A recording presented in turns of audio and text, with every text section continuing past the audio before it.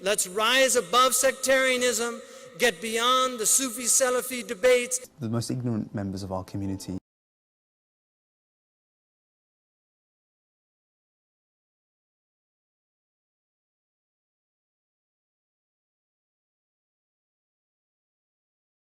Why is it that some Muslims feel justified in killing their fellow citizens? It's dishonest and dangerous to blame foreign policy. And it's not helpful for the Muslim community. We have to pinpoint where the problem is, where the cancer is. And it is this type of Islam, this puritanical Islam, which is the problem here.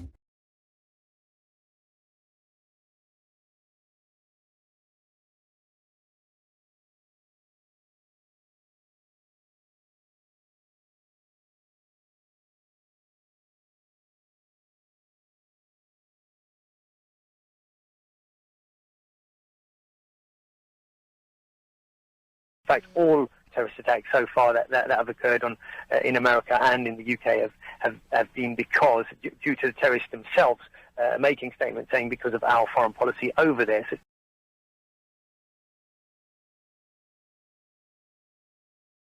the only reason we have killed this man today is because Muslims are dying daily by British soldiers. Dishonest and dangerous to blame foreign policy. Because Britain is in very real, clear and present danger from terrorism, both from within and from without. But only a fool or a knave would seek to separate British foreign policy from that danger of terrorism. Dishonest and dangerous to blame foreign policy. In my opinion, it's injustice, humiliation, oppression that are the most common causes of terrorism. And I'm telling you, we've got nutcases, unfortunately, in our religion. But we're a large religion, and it's just statistical fact that when you have large numbers of people, you will have people that aren't well. You'll have people that are not well, and then if you compound that with bombing those people, with aggressing against those people, then unfortunately people are going to get upset. Dishonest and dangerous to blame foreign policy. Only an idiot could imagine that, as Ken Livingstone just pointed out in that report, that if you go around the world invading and occupying other people's countries, that you're not going to generate a real danger to yourself, blowback, as Ken called it.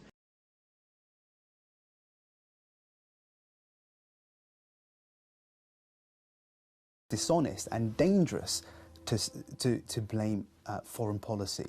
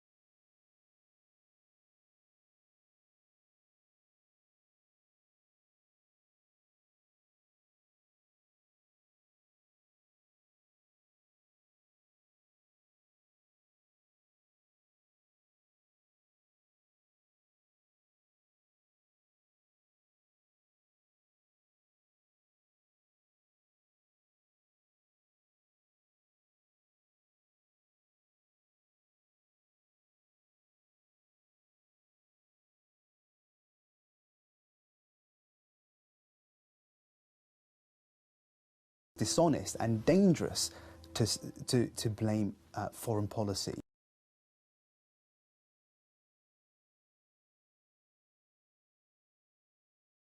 Trying to say is our policies have a reaction. Michael Stewart, the head of the Bin Laden unit, the man who tasked to track down and kill Bin Laden, wrote a book called Marching Towards Hell, and in it he clearly says that groups like Al-Qaeda are only exist and their only aim is to stop our foreign policy. So, you know, this isn't me, this isn't Asghar, crazy Muslim guy. These are experts. You had a very articulate ambassador prior, all saying the same thing. I mean, IS is a product of a political reality, not an ancient religion, and it's IS is a product of a political reality, not an ancient religion, and it's quite clear that when you look at the profile of many of the young men who head out there, they are what one report refers to as religious novices. If you look at the 2 books that were ordered by the 2 Brahmins recently who were convicted, they were Islam for Dummies and the Quran for Dummies. Quite clearly, these young men are not religiously literate.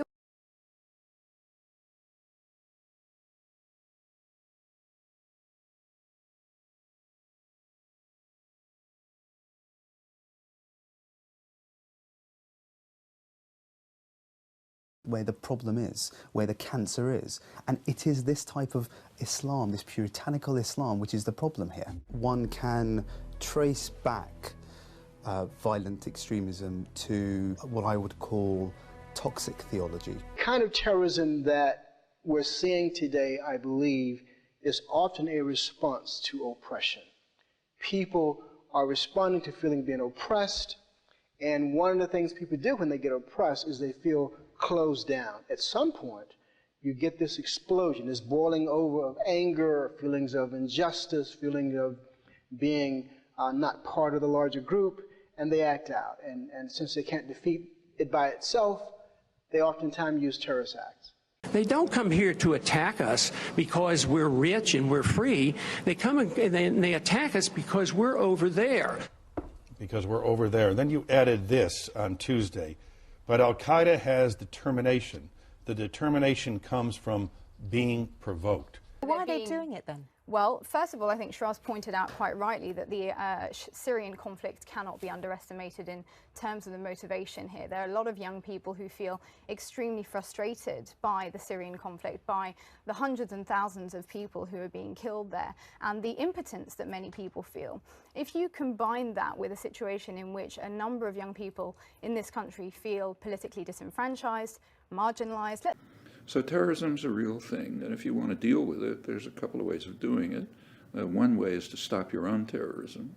Dishonest and dangerous to blame foreign policy where the problem is, where the cancer is. And it is this type of Islam, this puritanical Islam, which is the problem here. Terrorism is a form of violence, much like cancer, in that it comes in many, many different forms. And we know we have lung cancers, we have blood cancers, we have skin cancers, and they're not all caused by the same things, and they don't affect the same individuals the same way. So why would we think, if all cancer doesn't have a single cause, why would we think terrorism has a single cause? Well, I don't. And so I studied the most virulent form of terrorism, suicide terrorism. Suicide terrorism kills more people than any other form of terrorism, much like lung cancer kills more people than any other form of cancer.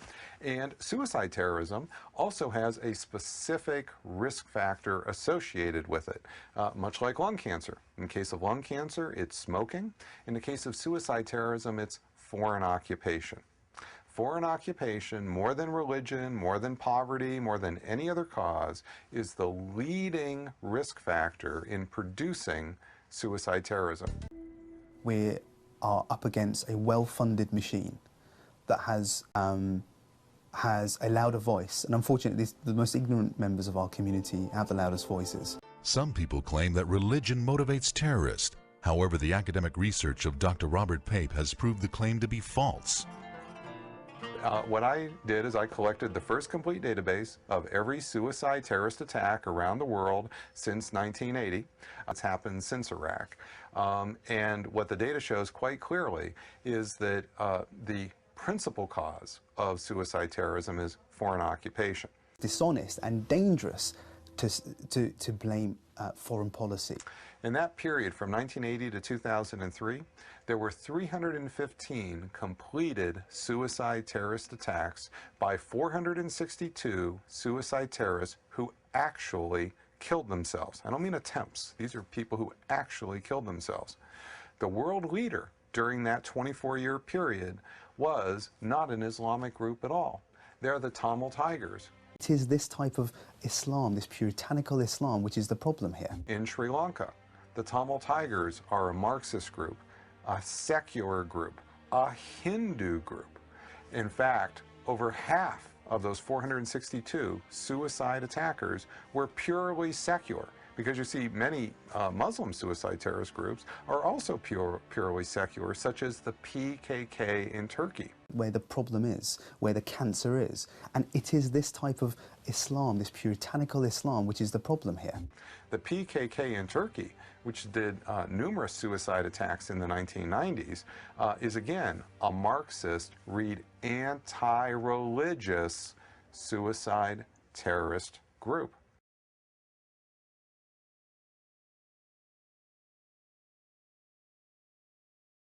Are some facts that Bill seems to love. When you hear them, it's going to blow your mind a bit because the way you're told stories doesn't incorporate this information. Did you know that only 2% of all terrorist attacks were committed by Islamic groups or individuals? Like, I can't get my head around that because I can't think what the other 98% are because I never hear those stories about Buddhist or Christian attacks.